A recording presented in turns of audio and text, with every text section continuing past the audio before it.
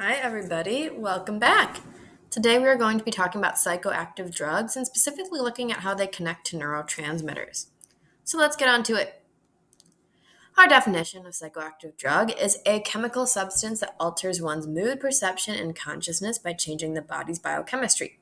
And when we're talking about changing the body's biochemistry, we're specifically looking at what it's doing in the synapse in terms of our neurotransmitters. And if it's enhancing the effect of neurotransmitters, decreasing the effects of neurotransmitters, and we're going to look at the ways in which it does that, all which is happening kind of in the area of the synapse between the terminal buttons of the sending neuron and the dendrites of the receiving neuron. So let's review our synaptic transmission again. So obviously we know blah, blah, blah, message gets sent, picked up by the dendrites, goes through, axon. We need our action potential to hit that negative 55 to fire and keep that impulse going. Once it does that, it goes on to terminal branch, terminal buttons, going to release those neurotransmitters to cross the synapse. And then they're going to act like the lock to open up act like the key to open up the lock on the receiving neuron's dendrites. Then we know that they're eco-friendly, right? Great. They go back and are uptaked or recycled up into the terminal buttons of the sending neuron. So we see there's arrows here because this is where we're focusing in on how drugs impact our body and our neurotransmitters.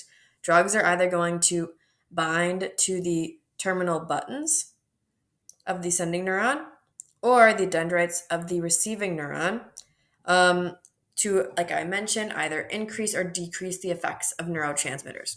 So we're going to talk about how that works. And these are the three ways in which it does that. So there's agonists, antagonists, and reuptake inhibitors.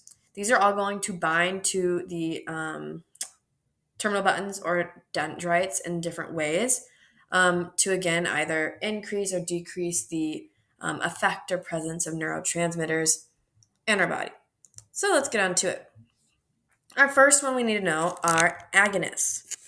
Now, agonists are not neurotransmitters themselves. They are drugs, right? They're not actually a neurotransmitter, but they copy or mimic a specific neurotransmitter like acetylcholine or dopamine, whatever. They are not dopamine itself, but they look like dopamine and act like dopamine and give off effects that are like dopamine. So I relate this to the example of like a kid who's under 21 in college with a fake ID. Like a kid who has a really good fake ID. So this ID is scanning, it's getting them into the club. And even though they aren't actually 21, right, it's still working. And that's what an agonist drug is. So here's an example of how an agonist would work if you had a drug that was an agonist of dopamine.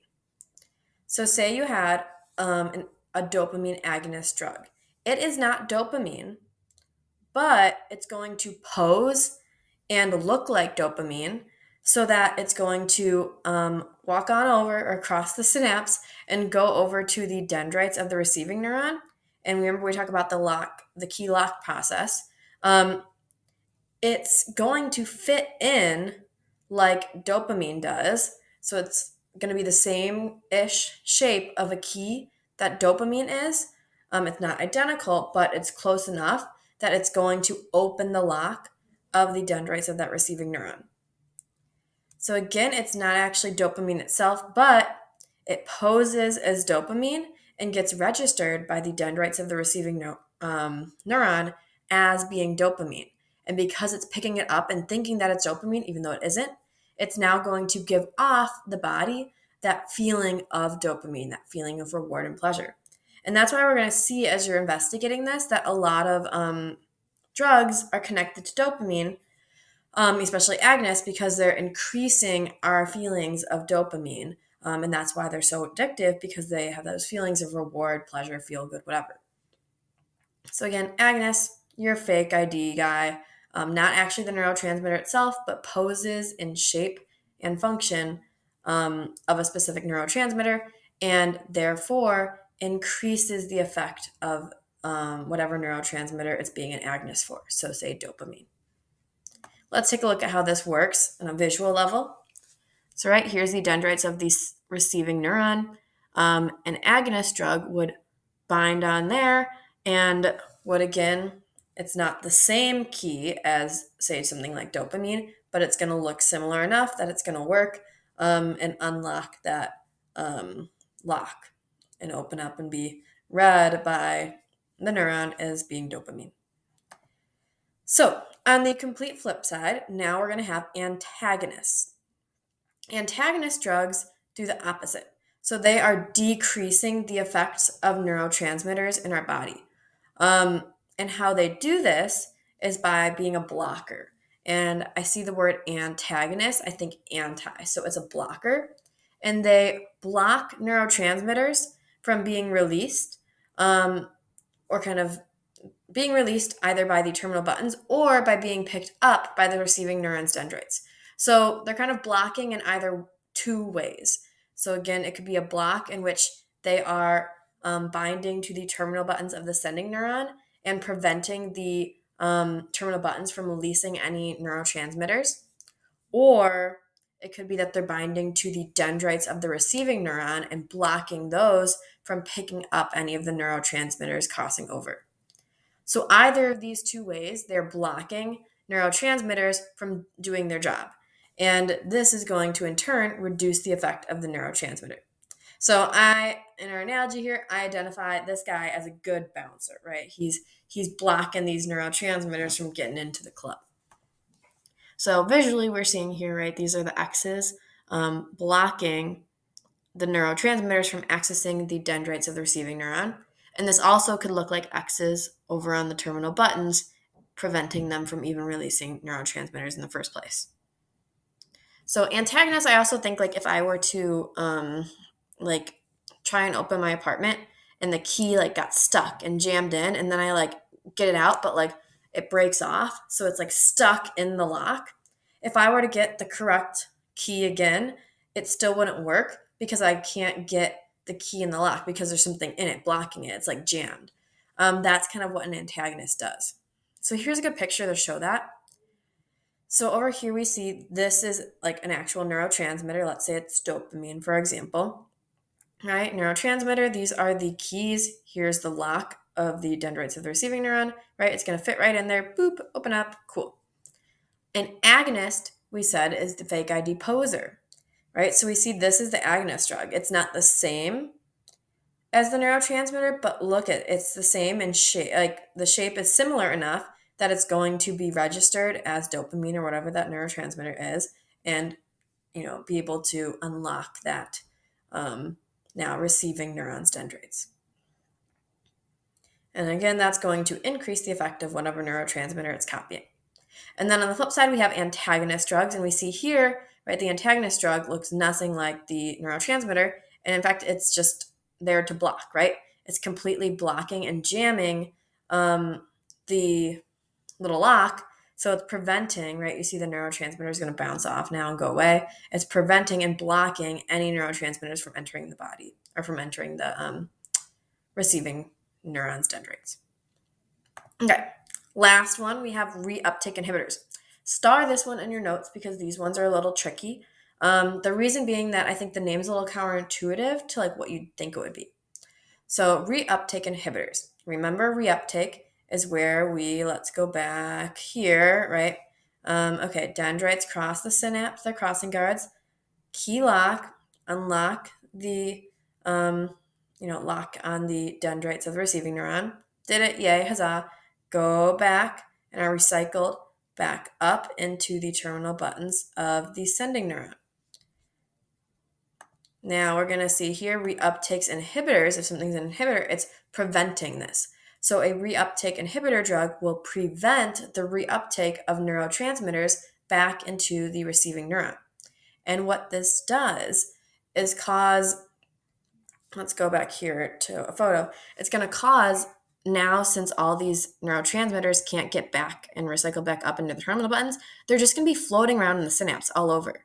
So they're not actually going away. They're just stuck floating around in the synapse.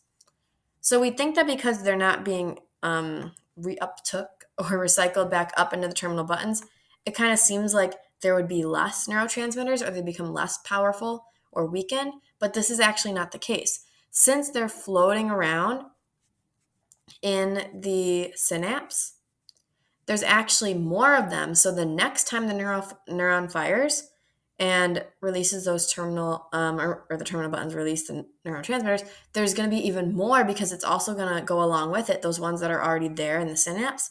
So it's actually increasing the effect of a neurotransmitter because you're not only releasing the normal ones from the terminal buttons, but along with it, the next time a neuron fires, those ones in the synapse floating around are going to also go with it. So it's going to be a really powerful, actually, reaction in promoting or increasing the power or effect of a neurotransmitter.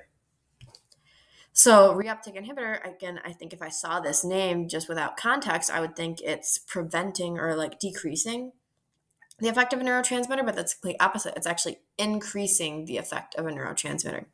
And here's a good example. In Unit 8, Clinical Psych, we're going to talk about medications for all sorts of different psychological disorders. But for depression, we talked about serotonin is really important with depression because if serotonin is our mood regulator neurotransmitter, it helps in sleep-wake cycle regulation, in appetite control, yada, yada, all things connected to depression.